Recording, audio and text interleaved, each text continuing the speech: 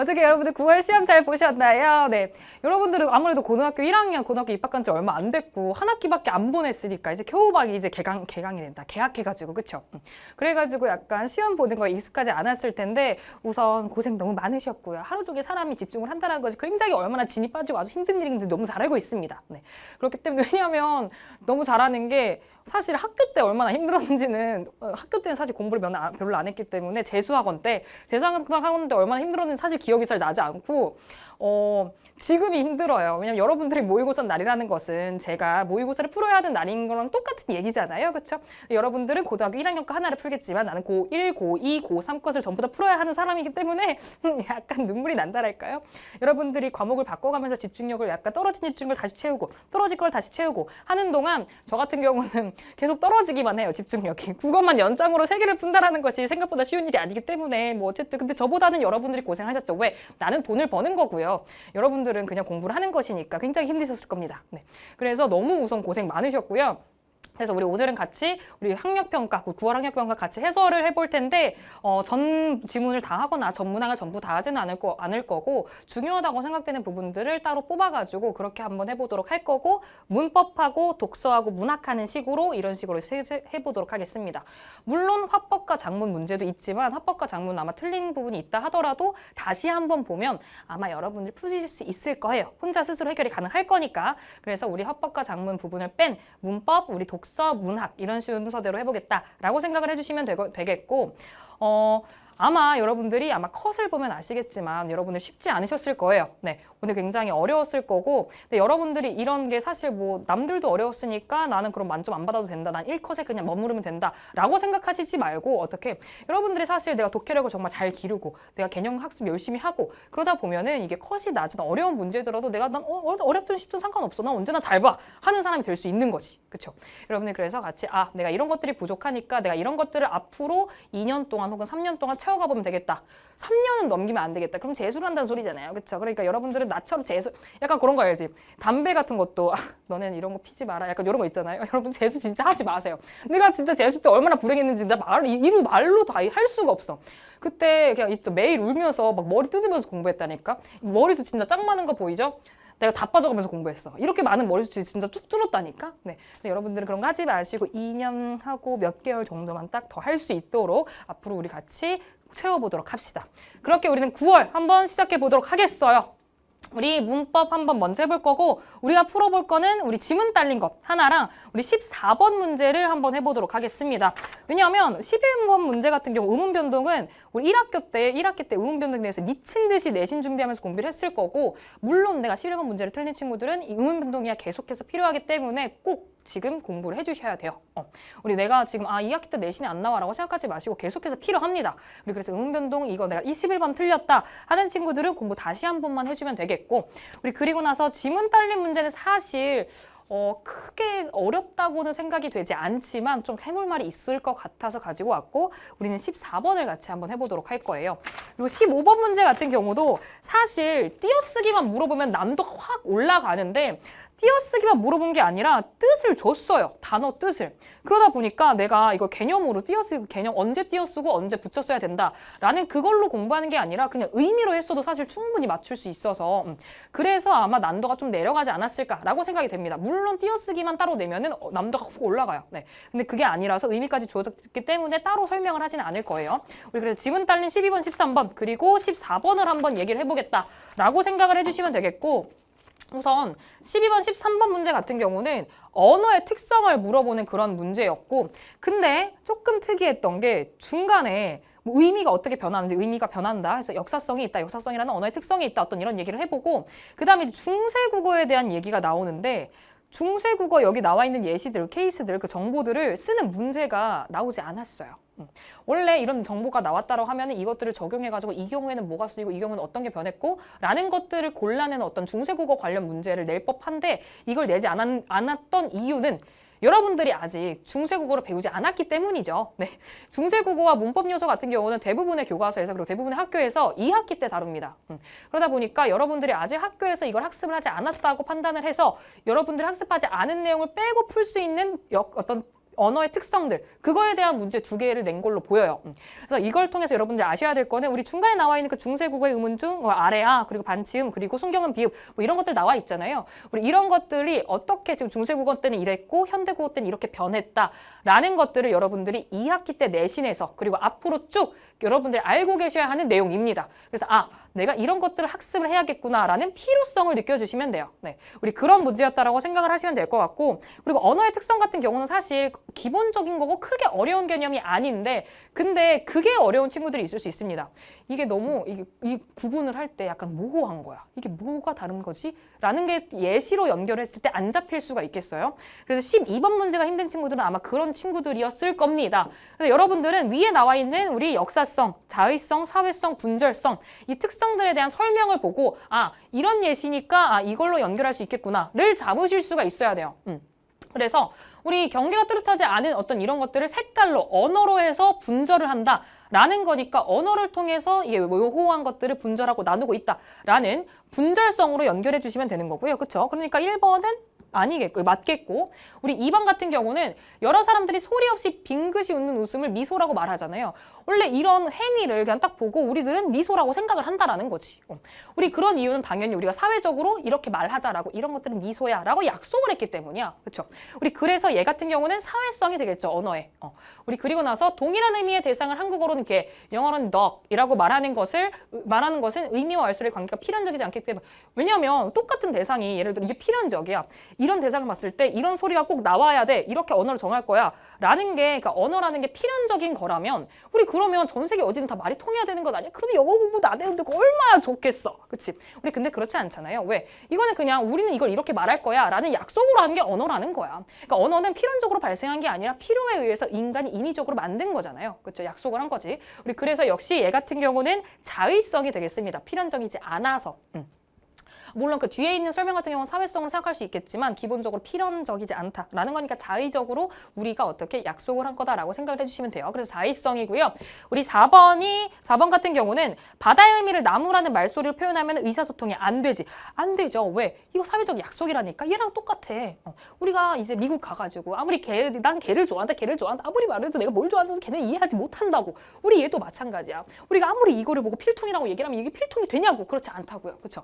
우리 그러니까 우리 이건 사회적 약속이다, 사회성이다 라고 생각을 하시면 되겠고요. 우리 5번 차다라는 말소리가 발로 차다, 날씨가 차다, 명찰을 차다 이렇게 다양한 의미에 대응하는 것은 연속적인 개념인가요?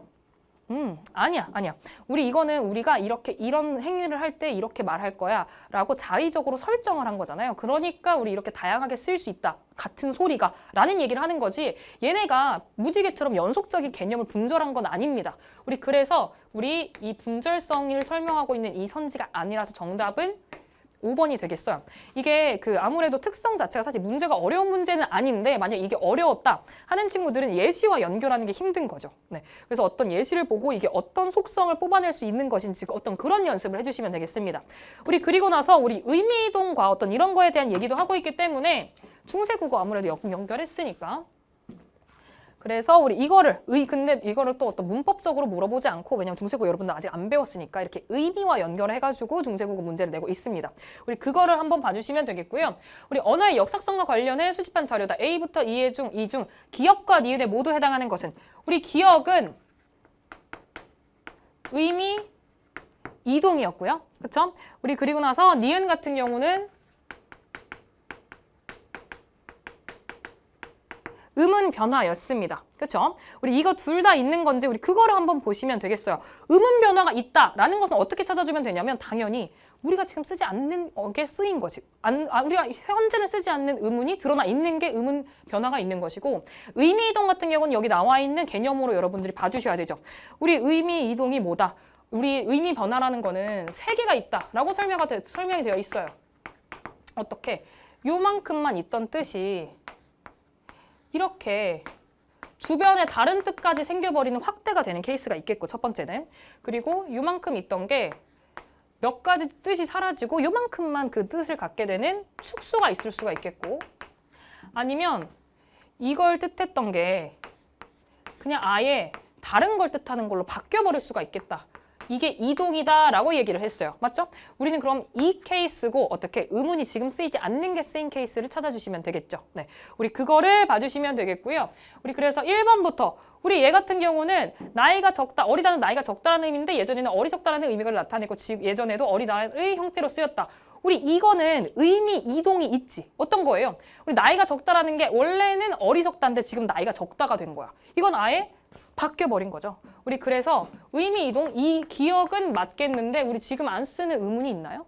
아니지, 똑같아. 우리 그렇기 때문에 니은은 없습니다. 우리 그래서 1번은 안 되겠고 2번, 서울은 나라의 수도와 한반도의 중심부에 있는 도시를 의미하는데 과거에는 나라의 수도만을 의미했고 우리 수도만을 의미했던 게 이제 바뀐 거잖아. 그쵸? 우리 그렇기 때문에 어떻게 된 거예요? 확대가 된 거. 어떤 식으로? 원래 없던 뜻이 생겨난 것이. 주변 의미까지. 우리 그래서 얘는 기억에 해당하지 않겠고 확대가 돼서 그리고 이 서울 이런 식으로 형태로 쓰였다. 우리 순경은 비읍이기 때문에 지금의 없는 소리야. 우리가 낼 수 없어. 우리는 순경은 비읍 소리를. 왜? 그때는 이런 발음을 했는데 우리 지금은 그런 발음이 사라졌어요. 이 글자가 사라진 것처럼 소리도 사라진겨. 우리 그래서 이런 형태로 쓰였다. 우선 음운 변화는 있는데 어떻게? 이 의미 이동이 아니라서 안 되는 것이 되겠고요. 우리 3번 보시면 싸다는 비용이 보통보다 낮다라는 뜻의 단어인데 예전에는 그 정도의 값어치가 있다라는 의미를 나타냈고 싸다의 형태로 쓰였다라고 되어 있는데 원래는 값어치가 있다라는 게 싸다였는데 지금 어떻게 된 거야? 그냥 비용보다 낮다. 어떤 비교의 어떤 의미가 생긴 거야. 우리 얘 같은 경우는 그래서 어떤 뜻이 아예 바뀐 이동 케이스. 그래서 기억도 되겠고 그리고 나서 어때? 우리 안 쓰는 아래 아가 보입니다. 그쵸? 우리 이렇기 때문에 이것도 있습니다. 그래서 정답이 3번이 되겠다라고 골라주시면 되겠고 우리 4번 같은 경우는 원래 사람이 본래부터 지닌 성격이나 품성을 우린 마음이라고 하잖아. 그쵸? 우리는 예전에는 이와 함께 심장을 의미하기도 했대. 결국에 그러면 심장이랑 이거가 둘 다 쓰였다가 지금은 그냥 심장이란 뜻이 사라진 거잖아요. 그렇죠? 우리 그렇기 때문에 얘는 축소가 되기 때문에 기억이 안 되겠고 그리고 보면 이렇게 안 쓰는 의문들이 쓰였어요. 그래서 얘도 니은만 되는 해당하는 케이스다라고 보시면 되겠고요. 우리 5번. 서로는 짝을 이루는 상대라는 뜻으로 예전엔 서르라고 썼는데 사람들이 일반적으로 부사 로로 끝나는 것에 추측하여 사용한 결과 우리 이게 그걸로 연결된 거지. 이거는 유추입니다. 그냥. 우리 이 케이스 말고 아예 유추 케이스도 아예 본문에 나와 있어요. 그쵸? 우리 그 보기에 있는 그 본문 딸려 있는 거랑 연결해주면 되겠고 이렇게 유추라고 봐주시면 되겠습니다. 우리 그리고 나서 우리 이거는 음운 변화도 없어요. 네, 음운 변동도 없다라고 봐주시면 되겠고 우리 그래서 정답이 3번이다라고 봐주시면 되겠습니다. 네, 그래서 크게 어려운 문제는 아닌데 어떻게 본문을 잘 읽고 그런 항목화를 하고 어떤 이런 이해를 해주시면 좋겠고요. 그리고 무엇보다 우리 본문에서 뭐라고 우리 중세국어 이런 것들이 있다라는 거 있는데 우리 그게 이제 앞으로 우리가 공부하게 될 것이다라고 생각을 해주시는 게 좋겠어요. 그리고 이건 그냥 약간의 사담인데 우리 글이 언어학자인 소실은 이렇게 나오잖아요. 굉장히 나에게는 어떤 굉장히 괴로운 사람이에요. 왜 그러냐면 여러분들이 언어를 공부를 한다. 예를 들어 국문과 같은 과를 간다. 정원의 후배가 된다라고 하면은 소실을 공부를 안 할 수가 없어요. 근데 아무리 해도 이해가 안 되는 거야. 저는 기호학이라는 수업을 이렇게 언어학의 일부인데 그런 수업을 들었을 때 언어학과 비슷한 일부다라고 말하기는 어려워요. 근데 어쨌든 그 기호학을 배웠을 때 국문과니까 그런 걸 배워야 되잖아요. 근데 한 달을 공부했는데 나는 기호가 무엇인가, 소실은 무슨 말을 하는 것인가가 배우면 배울수록 이해가 안 되는 거야.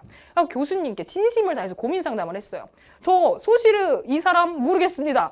이 사람이 하는 말이 하나도 이해되지 않아요. 라고 하니까 교수님께서 괜찮습니다, 정훈 학생. 저는 지금 이걸 30년째 연구하고 있는데도 점점 더 모르겠어요. 라고 하셨어요. 그럼 나는 도대체 그 수업에서 어떻게 배워야 되는 거야? 그쵸? 어쨌든 그런 상처를 준 소실이라는 어느 학자입니다. 네, 여러분들이 이런 것에 대해서 너무 궁금하다 하는 친구들은 역시 아까 방금이랑 비슷한 담배처럼 야, 너네 이런 거 하지 마라 라는 의도로 말하고 있는 건데 이런 것들이 흥미롭다. 국문학과를 가시면 됩니다. 네, 그래서 굉장히 저에게는 슬픈 어떤 사연이 있는 그런 사람이에요. 네, 그래서 우리는 이제 14번으로 넘어가 볼 건데 우리 14번 문제가 한글 맞춤법이랑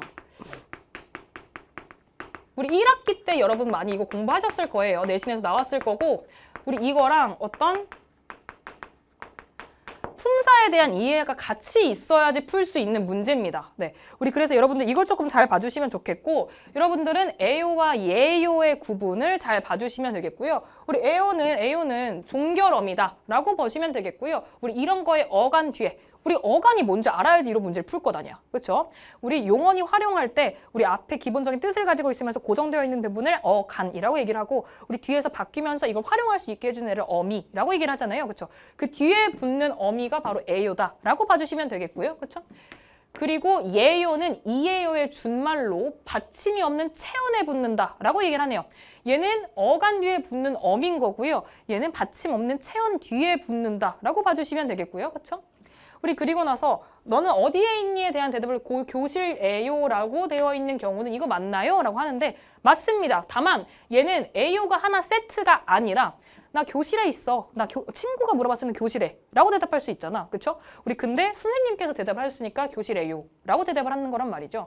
우리 그래서 원래 기본적으로 부사격 조사에다가 높임의 뜻을 더해주는 보조사 요가 붙은 겁니다. 그래서 기본적으로 원래 그냥 교실에 라고 해도 완성되는 답변이 돼요. 근데 내가 높임말을 하려고 이제 교실에 요가 되는 것이죠. 그래서 얘네는 이 에요, 이 예요, 이에요 얘네와 다르게 얘네가 세트가 아니라 그냥 따로 있어도 쓸 수 있습니다. 그렇죠? 우리 그렇게 봐주시면 되겠고 그럼 아래의 괄호 안에 뭐가 들어갈지 라고 얘기를 하네요. 우리 1번 우리 책을 어디에 두고 하니 이거 어디에 라고 하잖아요. 그러니까 처소 부사격 조사에를 붙이는 거겠죠. 우리 그래서 얘는 존댓말로 하고 싶으면 요까지를 써주는 거예요. 그렇죠? 집에요 라고 대답을 하는 거죠. 우리 그 다음 2번 여기는 제가 갔던 식당이 아니 라고 되어 있네요. 우리 아니다 라는 어간 뒤에 이다 아니다 어간 뒤에 붙겠대. 그치? 우리 이다의 어간 이고요. 아니다의 어간 아니잖아요. 그렇죠? 우리 그러니까 우리 아니 에요 라고 붙겠죠. 그렇죠? 우리 그 다음에 마지막 3번 그때 그를 도와준 건 이 학생 어떻게 해야 될지 우리 예요는 이예요의 준말이래. 그럼 여기는 이예요가 들어가야 될지 아니면 예요가 들어가야 될지. 이거 뭐라 그랬어? 받침이 없는 체언에 붙는데요. 그렇죠? 받침이 없는 체언인데 얘는 받침이 있어. 그러니까 얘는 그냥 학생 이예요라고 써주면 됩니다. 네, 받침이 있으니까요. 네, 우리 그래서 여러분들이 이렇게 봐주면 되겠다라는 거고 우리 에요, 예요 이런 것들 되게 많이 헷갈려 해요. 네, 그래서 이런 것들을 조금 잘 봐주면 좋겠다라는 거고요. 이것도 역시 사실 크게 어렵지 않지 않았을까라고 생각을 하는데 이렇게 말하는데 어려웠던 친구들 굉장히 큰 상처가 된다고 하더라고. 만약에 상처가 됐다면 굉장히 죄송해요. 네, 우리 근데 이렇게 한글 맞춤법과 이 품사에 대한 개념, 예를 들어 어간이 뭔지, 뭐 체언이 뭔지 이런 것들 좀 있어줘야 되니까 학생이 체언인 걸 모르면 내가 이거 어떻게 봐, 그렇지? 우리 그래가지고 이런 것들을 좀 잘 해줘야겠다라는 것들 역시 품사 같은 경우는 언제나 머릿속에 있어야 됩니다. 단어를 분류한 거니까 이 품사 체계가 없으면 내가 문법을 그냥 놨다라고 생각을 하시면 돼요. 네, 우리 그래서 이런 것들 학습이 필요하겠다라고 봐주시면 되겠고요. 우린 바로 이어서 독서 보도록 하겠습니다. 우리 독서 당연히 여러분들이 아무래도 지금 촬영을 당일날 지금 이렇게 쭉 준비를 해서 이제 오전에 그 문제지가 공개가 되면 우리 그때부터 이제 나는 풀고 분석하고 이제 준비를 시작해서 이제 저녁쯤에 찍는데 이제 아무래도 저녁쯤이 되면 이제 컷이 조금씩 뜨기 시작해요. 계속해서 변동은 되긴 하지만 굉장히 여러분들이 고생을 좀 했구나라는 것들이 느껴지더라고요. 네. 그래서 아마 여러분들이 당연히 그런 고생길에 국어에서 가장 모의고사를 보면서 내신이 아니라 가장 그 고생길의 원인은 뭐겠어? 독서 파트잖아요. 네. 그래서 여러분들이 굉장히 힘들었을 것 같은데 우리는 모든 지문을 보지는 못하고 딱 한 지문, 첫 지문 볼 겁니다. 우리 16번, 17번, 18번, 19번, 20번, 21번. 우리 여기에 나와 있는 게 바로 저작권법 관련된 저작권 관련된 거였고 우리 법지문이라고 생각을 하시면 돼요. 법지문을 많이 힘들어하는 친구들은 이유가 있어. 어떤 거냐면 내가 한자가 힘든 거야. 법지문이라는 건 기본적으로 한자어로 이루어져 있어요. 우리 그렇기 때문에 내가 한자가 힘들다 하는 한자어가 힘들다 그런 게 조금 이해가 잘 안 된다 하는 친구들은 마치 그런 거지. 내가 이거 한글이라서 분명 소리로 낼 수 있어. 내가 분명 따라 읽을 수 있어. 근데 연병 이게 뭐 개소리라는 건지 하나도 모르겠는 거야. 약간 일종의 약간 뭐라 그러죠? 약간 외국어 지문 보는 것 같은 느낌이 드는 거지. 약간 허상인 것이에요. 약간 이게 피상적으로만 다가오는 거지. 그래서 약간 그런 거 있잖아요. 중간중간에 단어, 그러니까 뭐지 약간 말은 그걸로 하는데 막 그 조사만 우리말로 쓴 것 같은 약간 그런 기분을 들 수가 있겠단 말이지. 그치? 그래서 약간 여러분들이 한자어가 조금 힘들면은 이런 지문 힘듭니다. 당연히 여러분들이 그러면 해결책이 없냐? 있죠. 많이 읽으시면 돼요. 많이 푸시고 많이 보시고 하시면 됩니다. 근데 그때마다 그냥 모르는 채로 넘어가냐? 아니지. 알려고 노력하는 분석들을 지금부터 연습을 해주시면 되고요. 당연히 그러면 당연히 지금 읽는 시간이 조금 오래 걸릴 텐데 그 과정을 해줘야지 이제 나중에 고3 돼서 정말 수능 볼 때 어떻게 빠르게 읽겠죠. 그래서 여러분들의 지금 정말 좋은 소식은 여러분들이 못 봐도 괜찮아. 왜? 고등학교 1학년이잖아요. 네. 우리에게 시간이 있어. 만약에 내가 지금 이런 것들을 봤는데 다 틀렸어. 근데 내가 지금 고3이야. 내가 당장 지금 내가 100일도 안 남았어. 그런 상태에서 내가 지금 이러면 어떡하지? 하면 진짜 막막하겠지. 근데 여러분들 고등학교 1학년이잖아요. 원래 독해를 해결하는 거는 단시간에 안 되고 당연히 오랜 시간 넣어줘야 됩니다. 약간 물론 근력 운동도 안 돼. 난 지금 윗몸 일으키기 이런다. 이 팔굽혀펴기 10개 채우는 게 목표인데 지금 한 달 동안 한 개도 늘지 않았어. 네. 물론 이렇게 어떻게 이런 비교가 안 되는데. 그러니까 근력 운동이랑 다르게 근력이랑은 다르게 독해력은 뒤집어지게 오래 걸려요. 올리는데 물론 난 근력도 오래 걸리고 있긴 한데요. 네, 그래서 여러분들 조금 시간 잘 써줘야 되고 지금부터 하셔야 됩니다. 지금 문제점을 느꼈다? 지금 늦었다고 생각할 때가 가장 빠른 때다. 지금이에요. 네, 여러분들 지금 시작하시면 돼요. 우린 그래서 같이 지금 법지문 한번 처음부터 법지문은 본문도 같이 볼 거예요. 독서 같은 경우는 본문을 설명을 안 하면 내가 근거를 해봤자 여러분들 이해가 안 돼요. 네, 그래서 독서는 본문까지 같이 한번 보도록 하겠습니다. 우리 역시 가나 저작권과 관련된 2개의 지문이 연계되어 있는 우리 그런 지문이었고, 네, 우리 그래서 봐주시면 되겠어요. 당연히 가가 조금 더 스무스했습니다. 나가 조금 더 복잡했고요. 그래서 가를 통해서 가를 먼저 이해를 하시고요. 그것과 관련 저작권과 관련해서 그 다음에 이제 이거를 조금 써주면서 이 정보를 그대로 끌고 오면서 나를 읽어줬어야 됐습니다. 네, 우리 그렇게 봐주시면 되겠고 보도록 할게요. 저작권법 제2조 제1호에서 정의하고 있는 저작물이란 우리 저작물에 대한 어떤 정의가 나와 있어요. 인간의 사상 또는 감정을 표현한 창작물을 말한다. 그냥 저작물이 이런 거구나 라고 봐주시면 되겠고 여러분 저작물이 뭔지 잘 알고 계세요. 네. 그걸 보시면 되겠고 저작권법으로 보호받는 저작물이 되려면 창작성이 있어야 된다. 우리 이게 뭐겠어요? 저작물이 되기 위한 필수 요소겠죠. 창작성이 없으면 안 된다라는 거예요. 여기에서의 창작성이란 완전히 새로워야 한다거나 예술적 수준이 높아야 한다는 것이 아니라 어떻게 남의 것을 단순히 베끼지 않고 최소한의 개성을 담아야 함을 의미한다. 우리 이거에 대한 어떤 정의까지 또 설명을 해주고 있고요. 우연히 기존의 저작물과 유사하더라도 베끼지 않고 독자적으로 창작한 것이라면 저작권을 보호받을 수 있다. 우리 이런 케이스, 그러니까 이거를 조금 더 상세하게 어떤 케이스를 설명을 해주는 거죠. 우리 이게 유사할 수 있어. 유사성이 있을 수 있는데 창작성이 있다. 그렇다면은 저작권 보호받을 수 있다라는 거예요. 창작성이 이런 뜻을 가지고 있고 유사하더라도 베끼지 않다는 게 증명이 되면 얘는 저작권으로 어떤 저작물로 인정받을 수 있다라는 설명을 하고 있습니다. 네, 그거 봐주시면 되겠고요. 우리 두 번째 질문 바로 보도록 할게요. 두 번째 문단, 우리 저작권법상 원저작물을 번역, 편곡, 변형, 각색 등의 방법으로 그렇게 만든 것을 2차적 저작물이라고 한대요. 우리 저작물을 어떤 이러한 것들 과정을 거쳐서 2차 저작물을 만들 수가 있는 거잖아. 우리 그거에 대한 정의를 한번 소개를 했고요. 이러한 2차적 저작물이 되려면 원 저작물을 기초로 하여야 된다. 우리 가장 먼저, 그쵸? 원 저작물을 기초로 하여야 한다. 라는 게 첫 번째 조건. 얘 요소예요. 필수 요소. 그쵸? 또한 원 저작물과 실질적 유사성을 유지해야 된대. 실제로 뭔가 유사성이 있어야지 이게 2차라는 게 되는 거잖아. 그쵸? 우리 그렇기 때문에 유사성이 있어야 되고요. 예를 들어서 말해주네. 소설을 기초로 하는 영화가 2차적 저작물이 되려면 영화의 사건 구성과 전개, 등장인물 교차 등 소설과 유사성이 유지해야 된다라고 이거에 대한 두 번째 이 요소에 대한 거를 약간 예를 들어서 설명을 해준 거예요. 당연히 우리가 독서집에서 예시가 나왔다? 그러면은 이걸 통해서 이해를 하라는 거구나 라고 도움을 받으셔야 돼요. 얘를 당연히 중요하지 않은 정보라고 생각하시면 안 되고 얘가 굉장히 중요해요. 독서에서는. 왜? 내가 이해 못할 거를 이걸 통해서 이해해라 라고 여러분들한테 편의를 제공하는 겁니다. 일종의. 그래서 이걸 여러분들 잘 활용해서 이해해 주시면 되고요.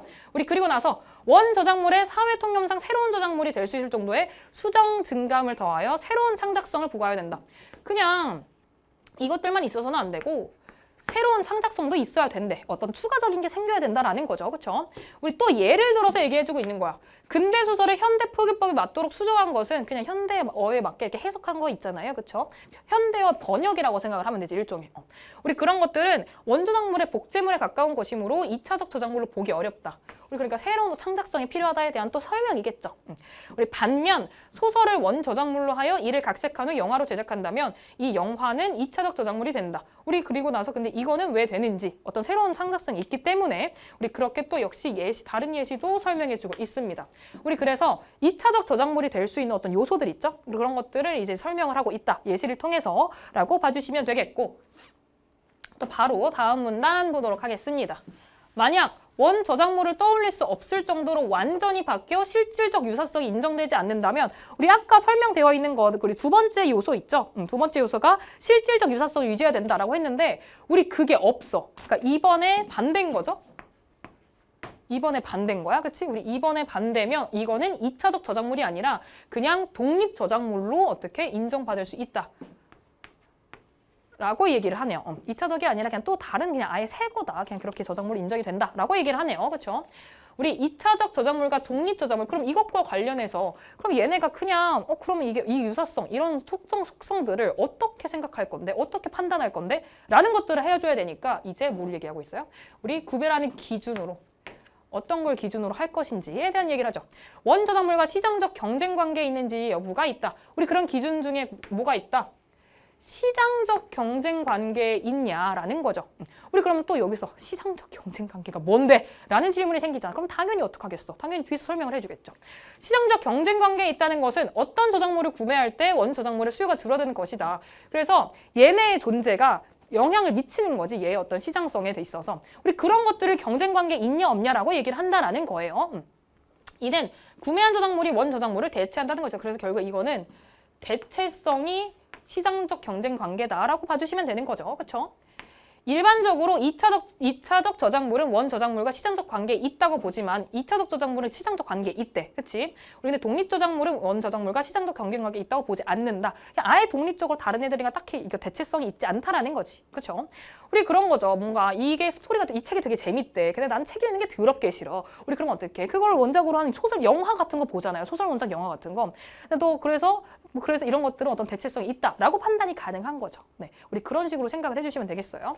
우리 그렇게 연결을 봐주시면 되겠고 여기까지가 갑니다. 굉장히 짧고 어렵지 않은 정보들이 들어있어요. 이해하기 어렵지 않죠? 우리 그래서 이거를 토대로 우리는 바로 나로 넘어가 보도록 하겠어요. 조금 더 이제 정말 법에서 상세한 케이스들을 설명하고 있는 게 됩니다. 네.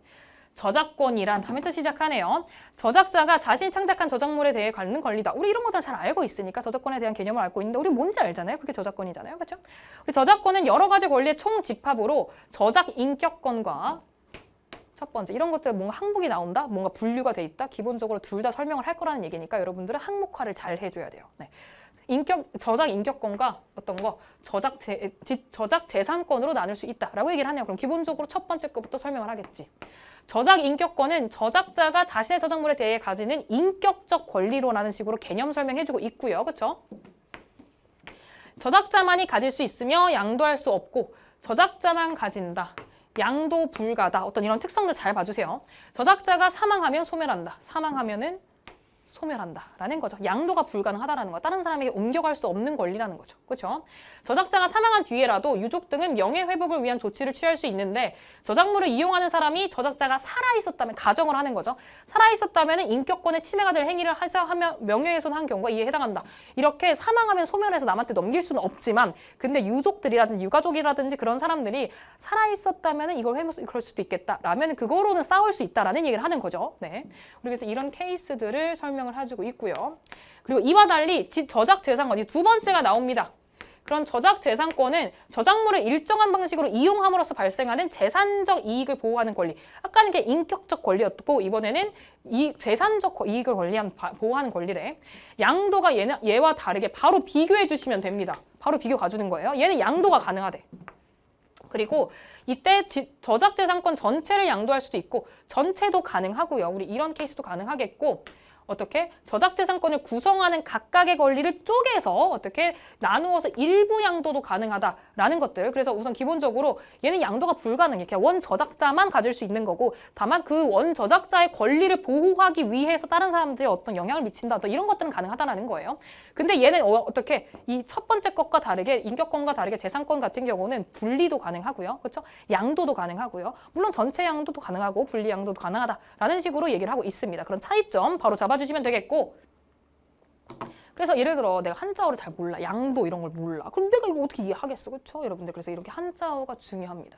그래서 어렸을 때 사실 외국어 공부 많이 하잖아요. 근데 저는 어렸을 때 내가 왜 국어 강사가 됐을까? 어쩌다 내가 국문과를 갔을까? 꿈은 아니었거든 딱히. 그런 생각을 해보면 어렸을 때 외국어는 안 배웠는데 한자 그 스스로 재능 알아요? 학습지? 네. 재능 교육, 스스로 교육, 재능 교육 거기 한자를 한 6년, 7년을 했어요. 네.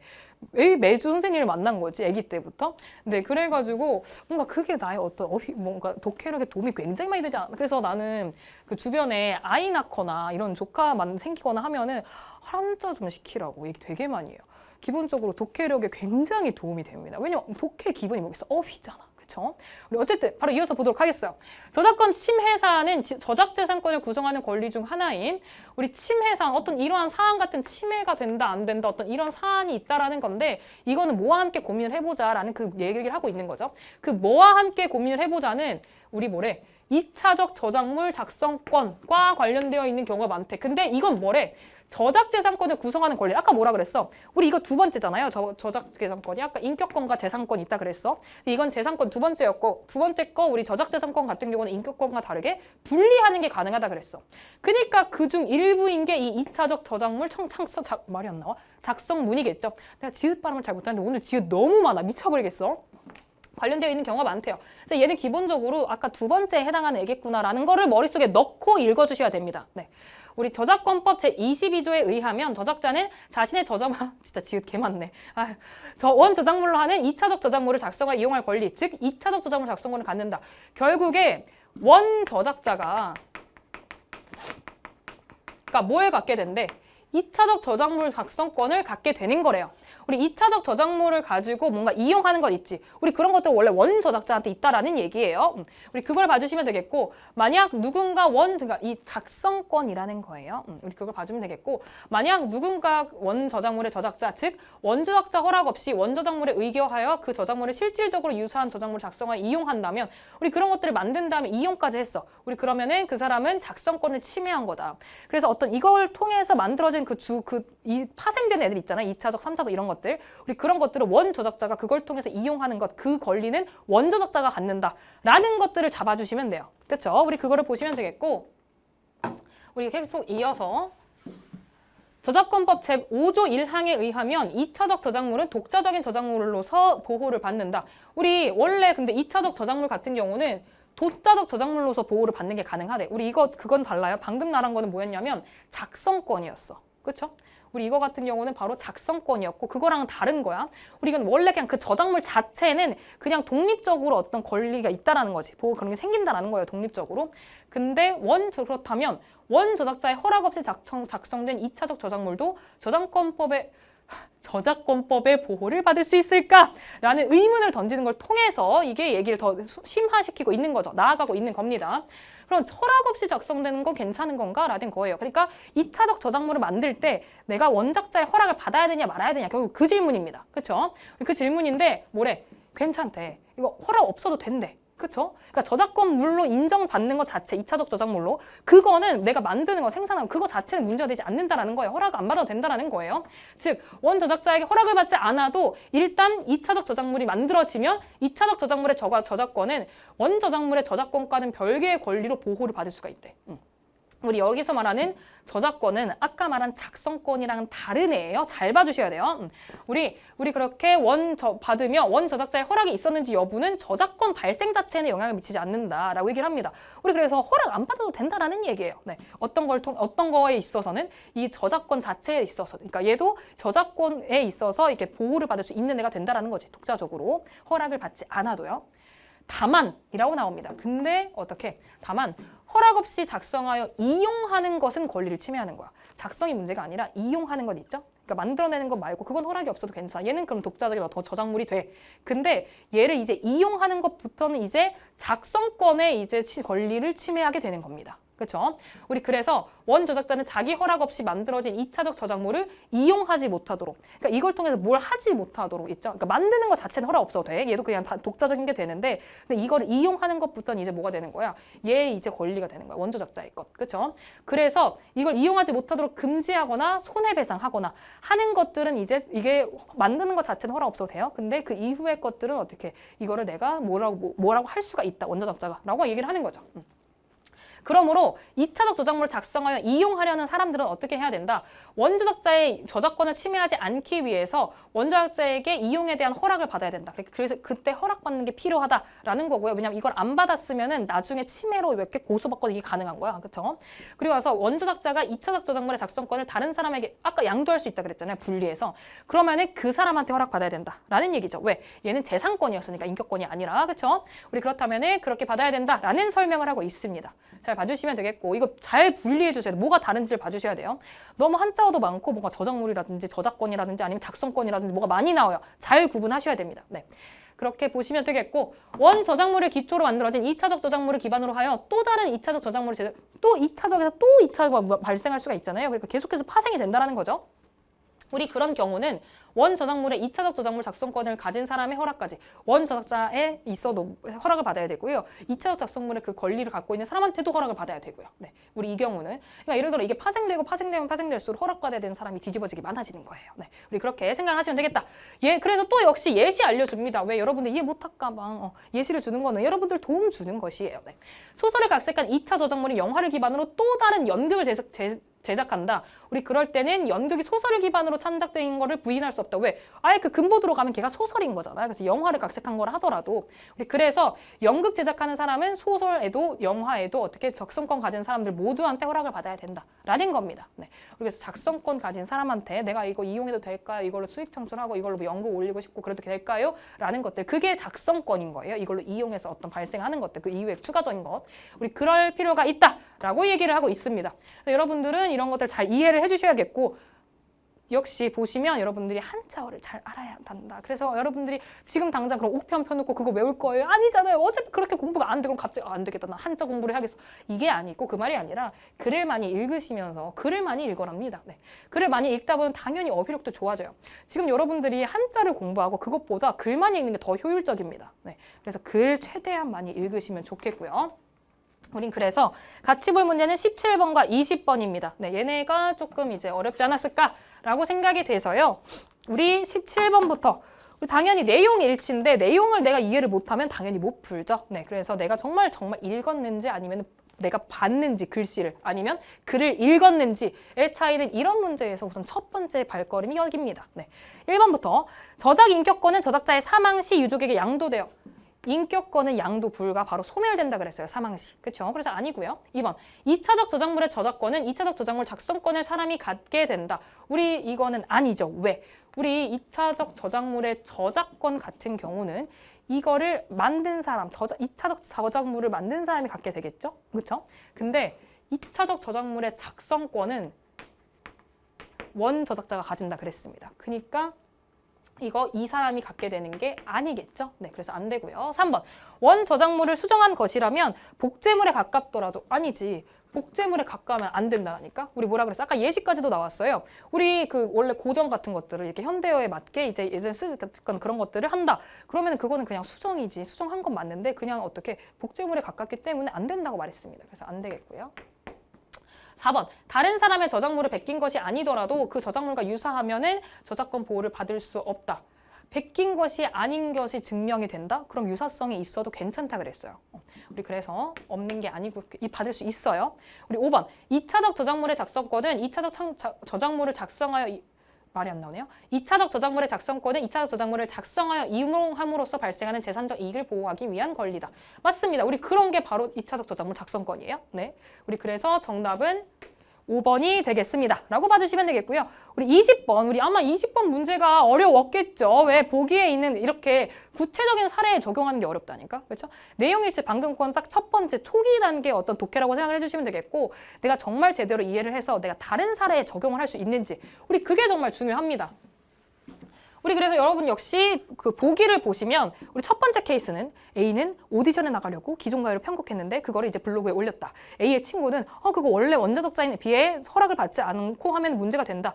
근데 A는 내가 편곡은 왜 내가 걔의 허락을 받아야 되냐라고 생각을 한대요. 네, 그게 첫 번째 케이스. 두 번째는 C는 검색하다가 어쩌다가 한글 자막 자기가 관심이 있던 영화의 한글 자막을 찾았대.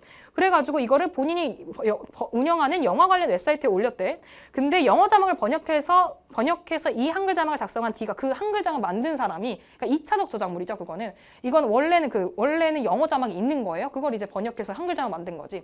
그 2차적 저작물을 만든 사람 그 D가 이거 내 거를 무단으로 넌 이용한 거다라고 해서 이제 C에게 본인의 권리를 주장했대. 그렇죠? 근데 하지만 D가 영어 자막의 저작자에게 허락을 받지 않고 했다는 점에서 난 잘못 없다라고 얘기를 하는 게 C는 잘못 없다라고 얘기하는 게 두 번째 케이스래요. 그럼 이거를 보면서 한번 얘기를 해보자라는 거죠. 우리 그래서 1번부터 보면 B는 A가 편곡하여 블로그에 올린 곡에 대한 저작권을 가지고 있지 않겠군. 가지고 있지 않겠죠. B는 그 저작권을 왜 B가 가지고 있어? 그러니까 원 저작자, 이게 왜냐하면 저작권 자체는 그걸 편곡한 사람이 가지고 있어. 2차적 저작물에. 그래서 저작권은 당연히 우리 A가 가지고 있는 거예요. 작성권이랑 저작권은 다르다고 말씀드렸어요. 우리 그래서 이거 맞고요. 2번. 우리 영어 자막의 저작자는 D에게 손해배상을 청구할 수 있겠군. 그렇습니다. 그 손해배상 청구할 수 있겠죠. 왜냐하면 우리 D가 우리 이거 한글 자막으로 만들어가지고 이렇게 한 거잖아. 근데 왜 나에게 이거를 그렇게 예를 들어 허락은 안 받아도 돼. 만드는 거 자체는 문제가 없어. 근데 이걸로 인해서 내가 만약에 손해를 받았어. 그럼 손해배상 청구는 다만 가능하다고 얘기했어요. 네. 그렇기 때문에 맞아요. 네. 3번. 기존 가요와 영어 자막은 원 저작물로 볼 수 있겠군. 그쵸. 원 저작물이 기존 가요와 원 영어 자막이죠. 우리 4번. A는 여기가 중요한 겁니다. 4번, 5번을 같이 봐주는 거예요. 우리 A는 C와 달리 2차적 저작물 작성권을 침해한 것이겠군. 우리 2차적 저작물 작성권 침해를 누군가는 했고 누군가는 안 한겨. 그쵸? 우리 둘 케이스 중에서 이거를 잘 구분하셔야죠.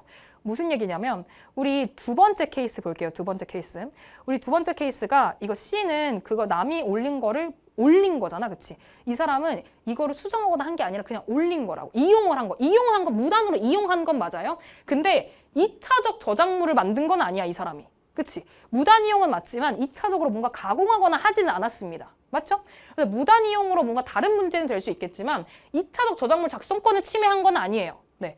그래서 우리 정답은 5번이 되겠습니다. 네, 그 차이가 있는 거예요. 당연히 위 같은 경우는 2차적 저작물 그 작성권을 이제 침해한 거는 맞겠고, 우리 근데 이용을 했으니까 본인이 그렇죠. 작성권을 침해한 건 맞아요. 원작자에게 침해한 게 맞는 건데, 우리 두 번째 케이스 같은 경우는 이거 올린 사람, 그 발견해서 올린 사람은 2차로 이렇게 옮긴 게 아닙니다.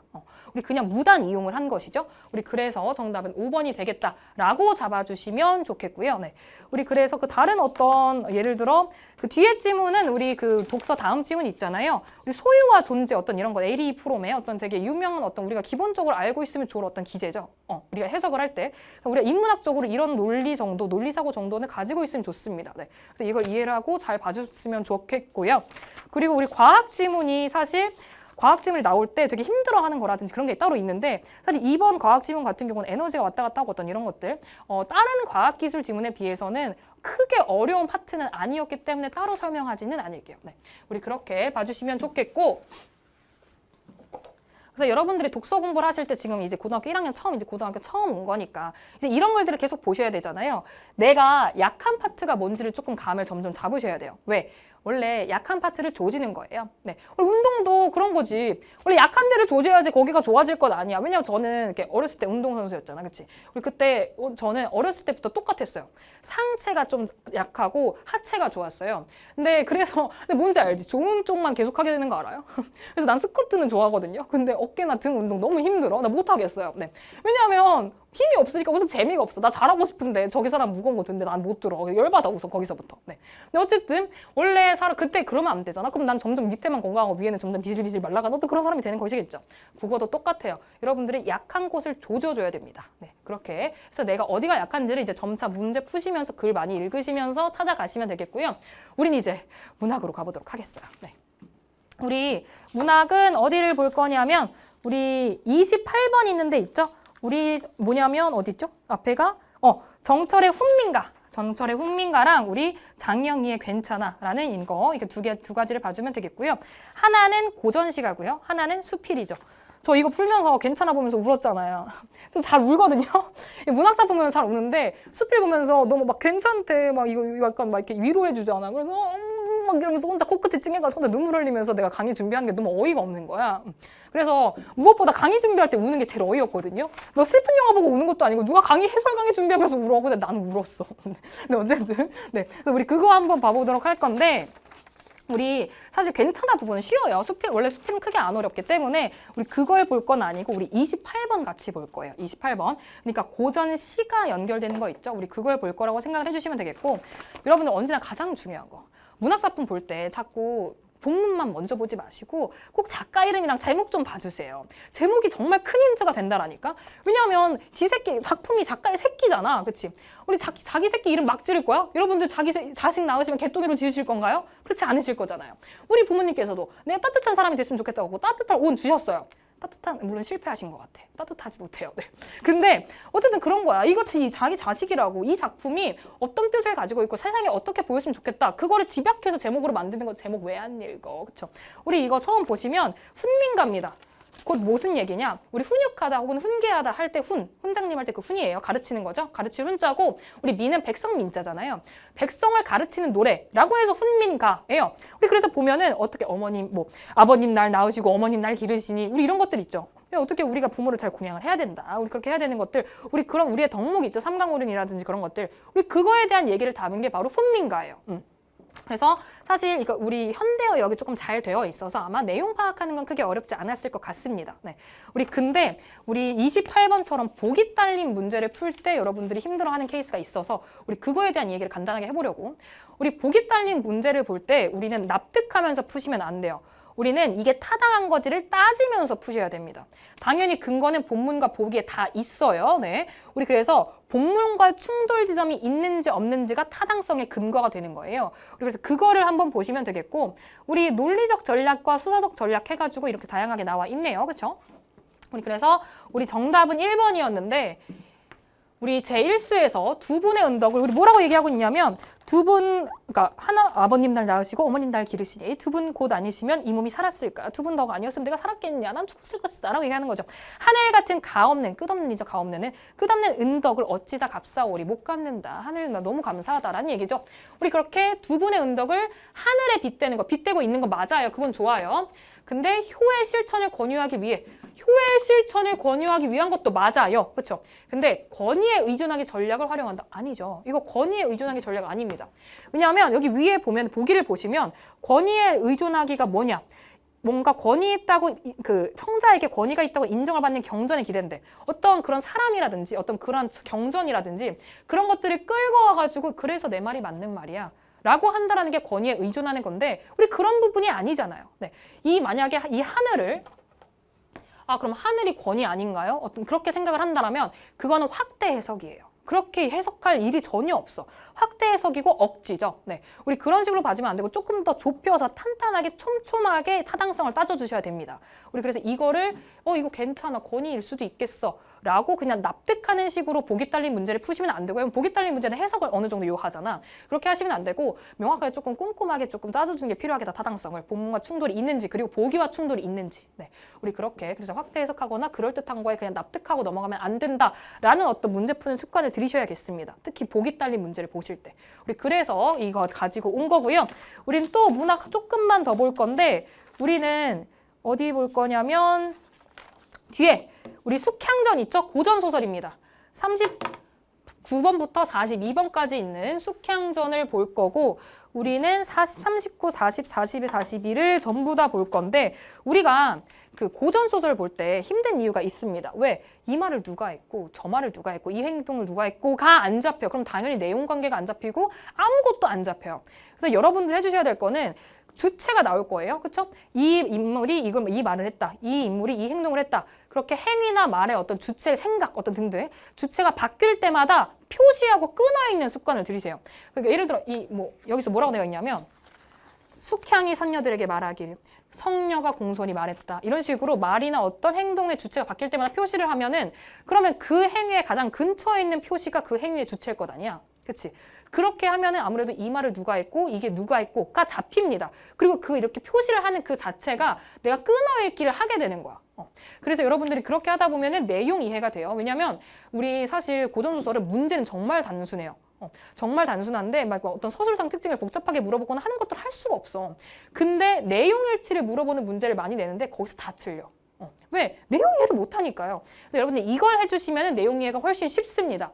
그거를 조금 잘 잡아주셔야겠고요. 그리고 똑같은 인물도 약간 이름 하나로만 계속 말하는 게 아니라 이름으로 말했다가 관직으로 말했다가 난리 부르세요.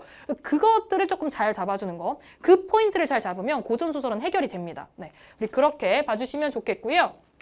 우리 그래서 그렇게 한번 다시 한번 읽어보시고 해설 뒤에 계속해서 보도록 할게요. 이렇게 읽고 한번 39번부터 가보도록 하겠습니다.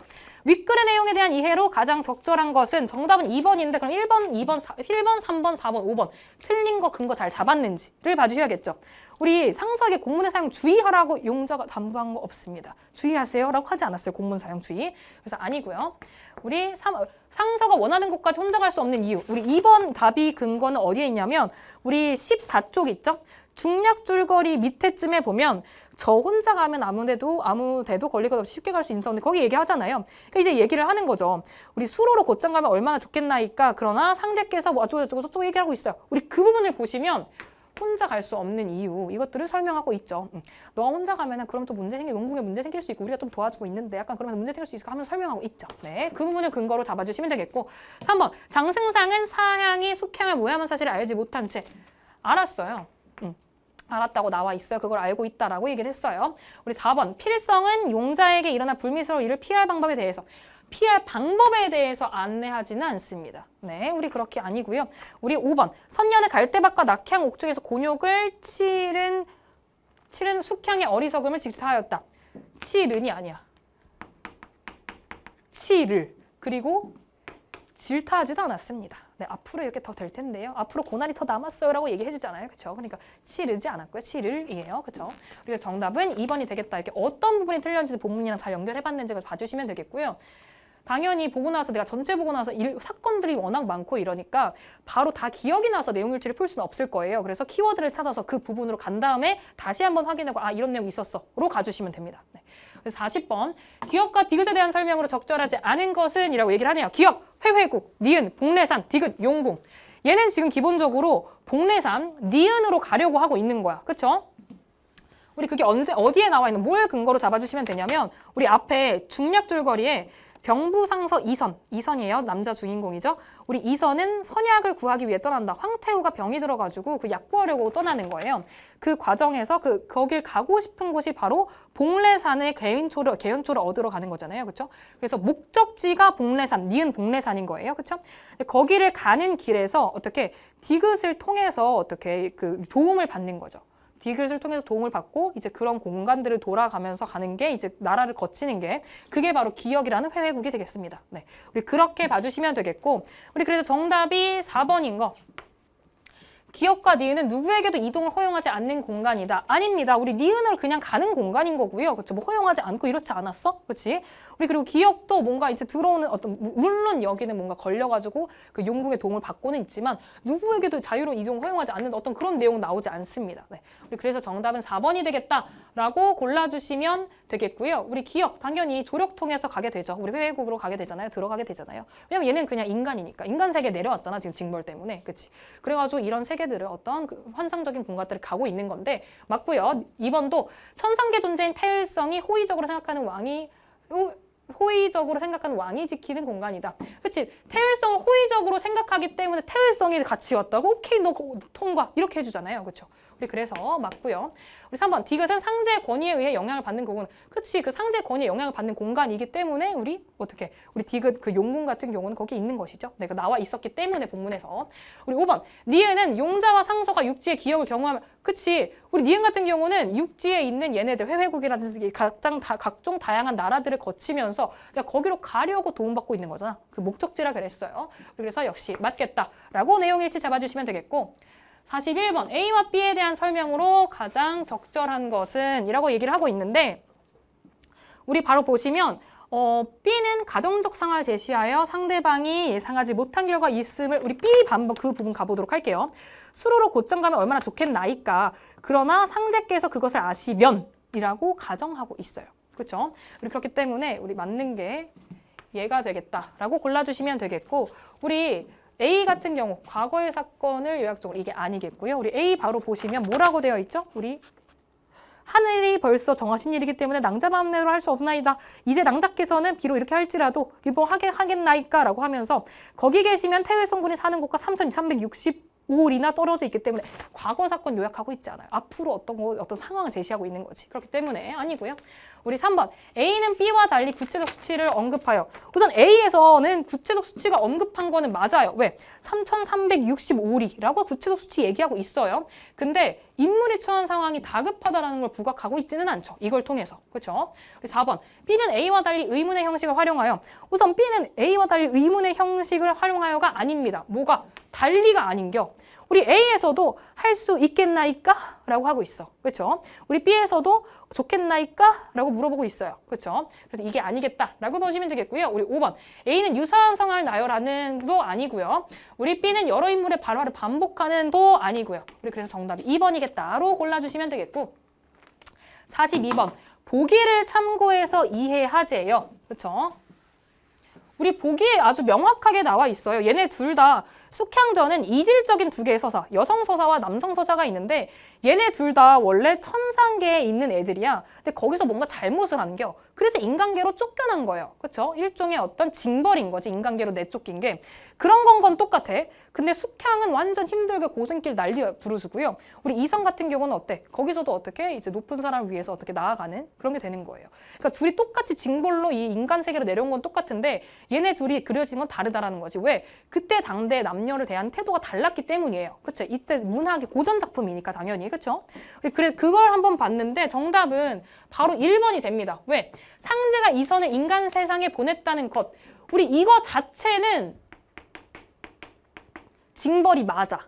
우리 이게 입신양면이라는 당대 남성의 이상적 소망의 형상 작품 자체에 이런 게 있는 건 맞는데 우리 이 보냈다는 걸로 연결할 수가 없는 거지. 그치? 왜냐 그 보낸 것 자체는 징벌이 맞습니다. 그건 똑같아요. 그쵸?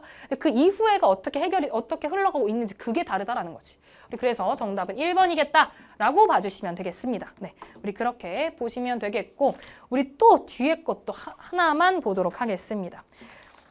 우리 이거는 264의 광야 그리고 박용래 작가의 우리 울타리 박인데요. 우선 우리 264 작가의 광야 같은 경우 우리 264 작가 시가 되게 익숙한 것처럼 느껴지잖아요. 그렇죠? 왜냐하면 작가가 유명하니까. 근데 생각보다 264 작가의 시가 어렵습니다. 나오면 많이 틀려요. 왜? 해석이 어려워요. 그냥 논리적으로 뭔가 이해가 될 만한 어떤 시어들로 구성되지 않았습니다. 그래서 왜 이런 시어가? 이게 무슨 뜻? 이런 것들이 해석되기, 해명되기가 쉽지 않은 것들이 많아서 우리가 264 작가라는 작가가 익숙한 거지 작품 해석 자체가 난이도가 떨어지는 작품들은 아니에요. 여러분들이 264 작가의 작품을 볼 때는 이게 뭘 뜻할까라는 거를 어렵다고 했잖아요. 기재가 있어요. 우리에겐 뭐? 우리 당연히 264 작가는 일제강점기에 조국 광복을 바라는 의지적인 작품을 썼다라는 거는 항상 공통적이야. 우리는 그 기재를 가지고 처음 보는 264 작가의 작품이 나왔더라도 해석을 해주시면 됩니다. 네, 우리 그래서 당연히 이거 작품, 우리 광야라는 작품 자체는 과거, 현재, 미래 이 시간적인 흐름으로 구성됐다는 게 아주 중요해요. 까마득한 날, 태초에 대한 얘기죠. 우리 그때 세상이 어떻게 열렸고 길이 열렸고 라는 얘기가 이제 3연까지 나오고요. 이제 4연. 근데 지금은 눈날이고 우리 어떻게 매화 향기가 홀로 가득하대. 그치? 눈날이고 부정적인 상황인 거예요. 우리 근데 나는 가난한 노래에 씨를 뿌려라. 왜? 뿌리겠다. 무슨 얘기예요? 지금 상황은 안 좋으니까 가난한 노래인 거야. 근데 씨를 뿌릴 거예요. 왜? 미래에는 이게 싹 터서 힘을 낼 수 있도록. 이렇게 의지적으로 가는 거죠. 그래서 그 밑에 마지막 연을 보면 다시 천고의 뒤에 미래죠. 이게 시간이 흐른 뒤에 이렇게 백마 타고 오는 초인 어떤 그런 이상이 있어서 우리 광야에서 목 놓아 부르게 하는 그 가난한 슬픔의 노래가 어떻게 목 놓아 부르게 되는 상황으로 연결되는 거죠. 우리 이런 식으로 시간 흐름 잘 잡아주시면 되겠고 우리 나 같은 경우는 우리 이것도 울타리 박 이것만 조금 잘 잡아주시면 됩니다. 이 마을이 당연히 고향이 긍정적인 공간인 거. 그리고 울타리 밖, 그게 가장 중요해요. 안팎을 구분하고 있는 게 아닙니다. 왜? 울타리 밖에도 화초를 심는데 그건 무슨 얘기야? 밖에 도 심고 안에 도 심는 거죠. 그러니까 이 울타리가 있다라고 해서 안과 밖을 구분하는 그런 시는 아닙니다. 우리 그런 것들을 잘 포인트를 잡아주면 되는 그런 시들이었고요. 우리 43번부터 보면 A부터 이래. 우리 A, 서리적. 우리 들렸으랴. 서리적이죠? 그쵸? 우리 그거 맞고요. 그래서 원시성을 가진 태초 광야의 모습, 과거 그 태초에 하늘이 처음 열렸을 때 광야의 모습을 나타내고 있는 게 맞기 때문에 맞고요. 2번, B번, 인격화된 대상의 행위를 추측하여 우리 인격화된 대상의 행위래. 우리 산맥들이 바다를 연모에 사랑해서 휘달린대요. 우리 원래 산맥은 그렇지 못하잖아. 그쵸? 그렇기 때문에 맞고요. 우리 광야의 신성성을 부여한다. 뭐라고? 차마 이곳을 범하지 못했을 것이다. 그렇죠? 이곳을 범하지 못하는 곳, 차마 그럴 수 없는 곳이라고 하니까 신성적인 고경을이겠죠. 네. 우리 3번 C, 우리 끊임없는 광음을 부지런한 계절이 피어선지고 큰 강물이 비로소 길을 열었다. 수상적 대상에 구체화는 맞습니다. 이게 무슨 얘기냐? 우리 끊임없는 광음이, 그러니까 시간이 많이 흘렀다는 얘기라고 밑에 주석 달려 있어요. 그렇죠? 우리 근데 부지런한 계절이 피어선 지고래. 우리 이 두 행이 뭘 뜻하는 거냐면 시간의 흐름을 뜻하는 거예요. 왜? 현재로 오고 이제 미래로 나아갈 거니까 이 시간의 흐름을 어떻게 계절이 피고 진다라는 걸로 나타내고 있는 겁니다. 원래 우리 시간은 눈으로 안 보여. 시간의 흐름이라는 건 추상적인 관념이라는 거죠. 근데 이게 계절이 피고 진다라는 어떤 자연적 현상, 우리가 구체적으로 관찰할 수 있는 현상으로 나타내고 있는 겁니다. 그래서 이거는 맞아요. 근데 이거의 뜻이 광야가 끊임없이 생성되고 소멸된다라는 걸로 연결되는 게 아니죠. 시간의 흐름으로 연결된다라는 게 중요한 거예요. 우리 그래서 정답은 3번이 되겠고 D, 시각적 심상을 이용하여 우리 마늘쪽같이 생긴 고양이 소년. 그렇죠? 우리 그리고 한여름에 알몸으로 사는 고양이 소년. 그러면서 우리 나치서로도 사랑스러운 들길이 있다. 우리 어떻게 머리가 어떻게 생겼다라고 얘기하는 거. 보는 거죠. 시각적 심상. 그렇게 고양이의 모습들을 표현하고 있는 거. 우리 5번. 이 비유적인 표현을 활용하여, 그쵸? 피, 듯, 타, 듯, 따, 날, 듯, 흐르, 듯 이렇게 얘기하는 이거 지규법입니다. 듯도. 그래서 이거 맞고요. 인위적이지 않은 마을의 모습, 그치? 아지랑이 피듯, 태양이 타듯, 제비가 날듯, 그리고 물이 흐르듯 모두 다 자연물입니다. 그쵸? 우리 그래서 그 자연물과 연결되는 마을의 모습 이렇게 설명하고 있는 거 맞겠고요. 우리 45번 한번 보도록 하겠습니다. 우리 두 작품이 시간적 지향성이 다른 거지. 우리 광야 같은 경우는 미래지향적인 거예요. 미래에 그렇게 갈 거니까, 우리 나아갈 거니까 의지적으로. 그리고 우리 울타리 밭 같은 경우는 과거의 그 고향이 긍정적인 거야. 물론 과거로 회귀한다 어떤 그런 표현이 나와 있진 않지만 그 고향, 그 마을이 좋은 공간이라는 걸 통해서 어떤 가치를 갖고 싶다. 뭔가 회복하고 싶다라든지 이런 식으로 표현하신 겁니다. 그래서 둘이 어떤 시간 지향성이 다르신 거예요. 우리 그거를 나와 있는 게 바로 보기였는데, 그쵸? 우리 그래서 바로 보시면 정답 1번이죠. 가해 화자는 큰 강물이 비로소 길을, 우리 큰 강물이 비로소 길을 연 때는 언제야? 우리 여기는 과거를 나타내는 때죠. 우리 시간이 흐름이 쭉 왔고 그리고 4연부터 지금이 되고 마지막 연이 이제 미래가 되는 거야. 우리 그렇게 큰 강물이 길을 열었다라는 거는 세상이 이렇게 열렸다. 처음 그때 생겨났다. 이렇게 시간이 흐르면서 지금 우리 이런 사회가, 그러니까 세상이 생겼다라는 얘기를 하는 거기 때문에 발전된 미래를 향한 희망을 확인할 수 있는 부분이 아닙니다. 우리 그래서 어떤 극복의 자세가 드러난 것도 맞고 어떤 미래에 발전하길 바라는 것, 어떤 그런 것도 맞아요. 근데 그게 이 부분에서 나오는 게 아니라는 거지. 그래서 여러분들은 어떻게 봐주셔야 되냐, 언제나 선지를 볼 때 당연히 선지가 뭐 이런 식으로 구성이 될 거잖아. 첫 번째, 끊어읽기를 하세요. 뭐 두 부분이라든지 아니면 세 부분까지도 가능하지. 그렇지? 그런 다음에 각자가 맞는지를 확인하셔야 되죠.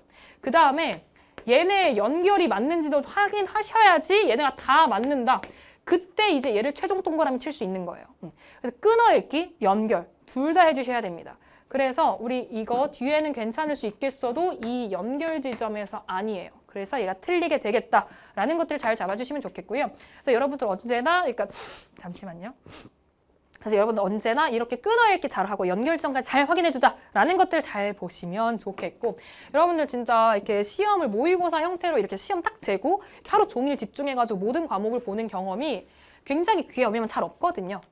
이렇게 시험처럼 딱 이렇게 모의고사로 보는 것들이 우리가 수험 생활할 때까지 많지 않습니다. 물론 개인적으로 시간 제고하는 거랑 너무 달라. 그렇기 때문에 여러분들이 이런 기회들을 조금 잘 활용해서 공부를 해주시면 좋겠고, 당연히 이건 그냥 모의고사야. 못 봐도 돼요. 왜? 여러분들 이거는 내신에도 안 들어가고 여러분들 수능 성적도 아니야. 여러분들은 지금 이걸 통해서 앞으로 어떻게 하면 될지를 설정하는 거다. 그거 의미 다시 한번 새기시고, 그래서 여러분들이 보면서 내가 어떤 파트에 약한지, 내가 어떤 개념을 모르고 있는지 그런 분석하는 과정이 푸는 것보다 더 중요해요. 결과보다. 그래서 우리 그거를 조금 제대로 해주신 다음에 아 내가 이런 것들을 잘하고 있으니까 아 이건 계속 이렇게 공부해주면 되겠다. 아 내가 이게 너무 조금 못하는 것 같으니까 내가 이런 부분을 조금 바꿔서 공부해봐야겠다 라고 잘 잡으신 다음에 그렇게 부족한 부분들은 나 정원과 함께 공부를 해주시면 되겠어요. 네, 우리 그래서 오늘 하루 정말 고생 많으셨고요. 맛있는 거 잘 챙겨 드시고 우리는 제 강좌에서 만나도록 합시다. 그럼 안녕.